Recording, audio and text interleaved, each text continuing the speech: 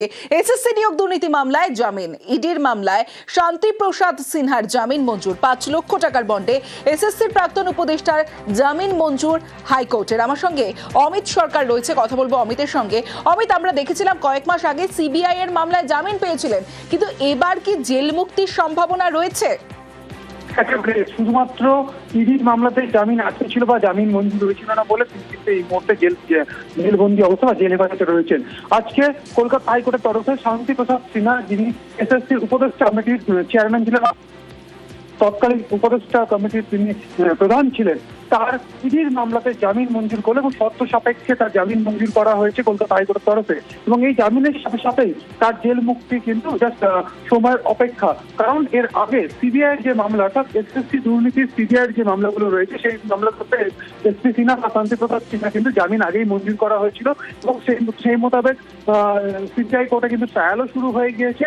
অন্যদিকে ইডির মামলার ক্ষেত্রে ইডির মামলার শুনানি হয়েছিল কলকাতা হাইকোর্টে এবং আজকে কিছুক্ষণ আগেই কলকাতা হাইকোর্ট থেকে শর্ত সাপেক্ষে জামিন মঞ্জুর করা হয়েছে শান্তি প্রসাদ সিনহার। সেক্ষেত্রে 5 লক্ষ টাকা যেমন বন্ধের কথা বলা হয়েছে, অন্যদিকে তার নিজের এলাকা কোথাও তিনি ছেড়ে যেতে পারবেন না। তিনি যে দুটো ফোন ব্যবহার করেন, সেই দুটো ফোন নাম্বার তদন্তকারী অফিসার এবং সংশ্লিষ্ট আদালতের কাছে জমা দিতে হবে এবং একই সঙ্গে পাসপোর্ট আদালতের কাছে জমা রাখতে হবে। এই মর্মে শর্ত সাপেক্ষে জামিন মঞ্জুর করা হয়েছে কলকাতা হাইকোর্টের তরফে। এবার সময়ের অপেক্ষা শান্তি প্রসাদ সিনহা জেল মুক্তি। বেশ,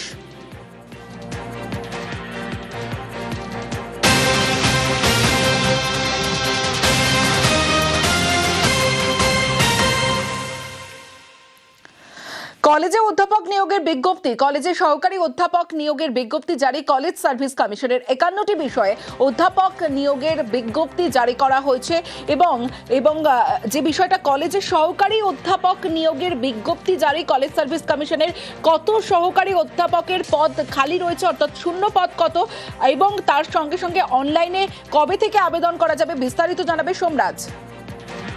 দেখো, কলেজ সার্ভিস কমিশনের তরফে কলেজে সহকারী অধ্যাপক সহকারী অধ্যাপিকা নিয়োগের বিজ্ঞপ্তি জারি করা হয়েছে। ইতিমধ্যেই অনলাইনে আবেদন প্রক্রিয়া শুরু হয়েছে। 15ই এপ্রিল পর্যন্ত অনলাইনে আবেদন করা যাবে। যেটা সূত্র মারফত জানা যাচ্ছে, এখনো পর্যন্ত কলেজে সহকারী অধ্যাপক অধ্যাপিকার শূন্য পদ 1000-এর কাছাকাছি। গত 10 বছরে প্রায় 9,500-এরও বেশি অধ্যাপক অধ্যাপিকা কলেজগুলিতে নিয়োগ করেছে কলেজ সার্ভিস কমিশন। ইতিমধ্যেই সেটও নিয়েছে কলেজ সার্ভিস কমিশন, পাশাপাশি নেট হয়েছে। সেট নেট উত্তীর্ণ পরীক্ষার্থীরা আবেদন করতে পারবেন সহকারী অধ্যাপক অধ্যাপিকা হওয়ার জন্য। 51টি বিষয়ের পরীক্ষা নেবে কলেজ সার্ভিস কমিশন, অর্থাৎ ইন্টারভিউ নেওয়া হবে। এপ্রিল মাসে এই আবেদন প্রক্রিয়া শেষ হওয়ার পরই ইন্টারভিউ প্রক্রিয়া শুরু করবে কলেজ সার্ভিস কমিশন। ইতিমধ্যেই তা বিজ্ঞপ্তি জারি করে জানানো হয়েছে কলেজ সার্ভিস কমিশনের তরফে। বেশ,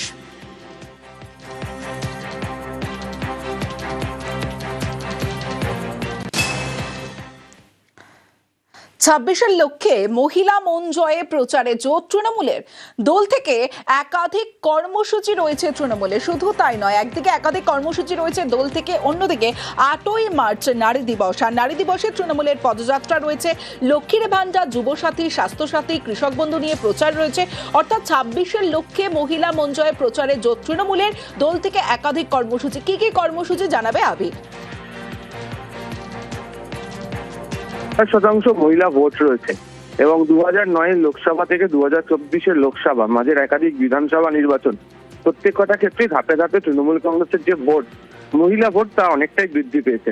এবং বিভিন্ন সমীক্ষা তো যেটা উঠে এসছে সেখানে দেখতে পাওয়া যাচ্ছে, যেটা হচ্ছে পুরুষরা যে সংখ্যক ভোট দেন মমতা বন্দ্যোপাধ্যায়ের দলকে, তার থেকে বেশি সংখ্যক ভোট মহিলারা তারা দেন।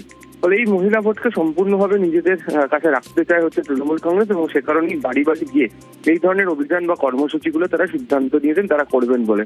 তারা প্রথমত 2011 থেকে সরকার গঠনের পর এখনো পর্যন্ত মহিলাদের জন্য যে সমস্ত সামাজিক প্রকল্পগুলো গৃহীত হয়েছে সেগুলোর কথা যেমন আরো একবার মনে করিয়ে দেওয়া, এবং অবশ্যই হচ্ছে লক্ষ্মীর ভান্ডারের মতো যে কর্মসূচি রয়েছে সেগুলোর মধ্যে দিয়ে মানুষ কতটা সুবিধা পাচ্ছেন তাকেও তারা তুলে ধরতে চাইছেন। এছাড়া এসআইআর এর কারণে যারা মারা গিয়েছেন তাদেরকে স্মরণ করে বিভিন্ন জেলাগুলোতে রক্তদান শিবির তারা করবেন। আবার আন্তর্জাতিক নারী দিবসের সময় তাদের তরফ থেকে পদযাত্রাও তারা করা হবে। ফলে সব মিলিয়ে মহিলাদের পাশে রয়েছে এই বার্তায় তৃণমূল কংগ্রেস দিতে চায়, এবং সেই কারণে এই কর্মসূচি তারা দুটি ধাপে করবে। বেশ, বসন্ত আজ বঙ্গে মহিলাদের সঙ্গে, তার কারণ হচ্ছে যে বসন্ত শুধু রং খেলে নয়, মনের যে আনন্দ, মনের যে রং, সেই রঙে রঞ্জিত হয়ে আছে মেয়েরা বাংলার। নির্বাচনকে সামনে রেখে না, আমাদের রাজনৈতিক অধিকার, সামাজিক অধিকার এবং অর্থনৈতিক অধিকার, এই তিনটে নিয়ে তো মেয়েদের লড়াই। আবার মহিলা দিবসও আসছে সামনে, 8ই মার্চ মহিলা দিবস, আমরা এটাও দুদিন পালন করব, 7ই মার্চ আর 8ই মার্চ।